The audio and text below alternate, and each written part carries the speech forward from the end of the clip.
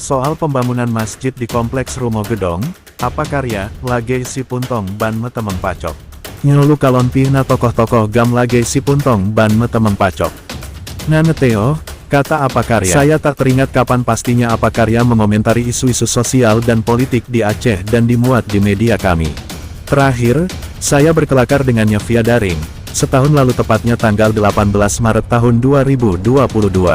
Kala itu secara khusus, saya berbincang dengan apa karya melalui sambungan maya, menyoal tentang wacana penghentian pembayaran premi kesehatan 2,2 juta masyarakat Aceh melalui program Jaminan Kesehatan Aceh JKA. Komentarnya ketika itu cukup menggelitik sekaligus mengkritik wacana pemerintah tersebut. Selain heboh, pernyataan ceplas-ceplosnya saat itu heboh dan menjadi bahan perbincangan di kalangan elit.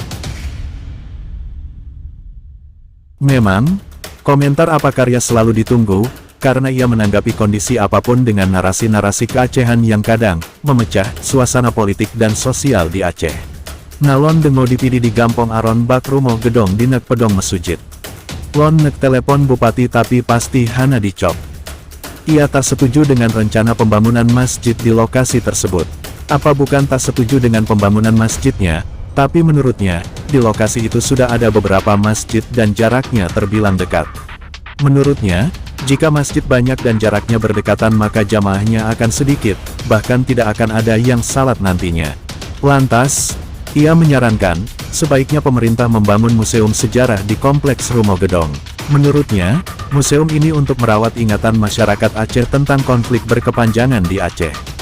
Merawat sejarah itu kata apa karya, bukan untuk mengungkit masa lalu, justru untuk menjaga perdamaian Aceh yang abadi. Apa kemudian menyayangkan para pihak yang diam atas rencana tersebut, terutama para tokoh-tokoh seperjuangan dengan dirinya di kalangan GAM.